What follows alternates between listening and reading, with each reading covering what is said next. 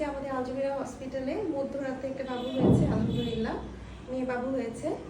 বাবু সখীপুর থেকে এসেছে, কিন্তু বাবুর অরিজিনালি বাড়ি হচ্ছে কালীহাতি, থাকে হচ্ছে সখীপুর।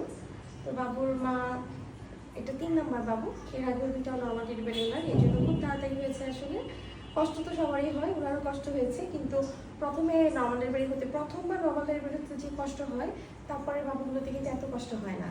এই জন্য হচ্ছে একবার যদি আপনারা কষ্ট করে নর্মাল ডেলিভারি করেন, তাহলে সেকেন্ড টাইম থার্ড টাইম দেখবেন যে আর এরকম কষ্ট হচ্ছে না।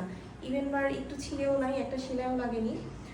আলহামদুলিল্লাহ, মানে দেখা যায় প্রথমবার হয়তো বা ছিঁড়ে যেতে পারে কারো কারো, কিন্তু পরের বার কিন্তু আর এরকম ছিঁড়ে না। কাজে যাদের একবার এখানে বাবু হয়ে গেছে, তারা সেকেন্ড টাইম নিশ্চিন্তে বাবু নিতে পারবেন। আর তারা যদি তাড়াতাড়ি বাবু নিয়ে ফেলেন 2 বছর পর, দেখবেন যে কষ্ট অনেক কম হবে। আর এখন ইদানিং আমি রিসেন্ট লাস্ট কয়েকটা ভিডিওতে বলেছিলাম যে হচ্ছে লোকজন কম আসবে। আলহামদুলিল্লাহ আপনারা যে কথা শুনছেন খুব ভালো লাগছে। আমাদের এখানে নারায়ণগঞ্জ থেকে একজন এসেছেন উনি ফিডব্যাক করতে, ওরা শুধু হাজব্যান্ড ওয়াইফ এসেছে। এরকম আসলে আসলে এখানকার পরিবেশও খুব ভালো থাকে, নিরিবিলি থাকে। ওনারাও মানে নর্মাল ডেলিভারির জন্য আমার মনে হয় খুব একটা নিরিবিলি শান্ত পরিবেশ, খুব ভালো লাগে, একদম হোমলি একটা এনভায়রনমেন্ট।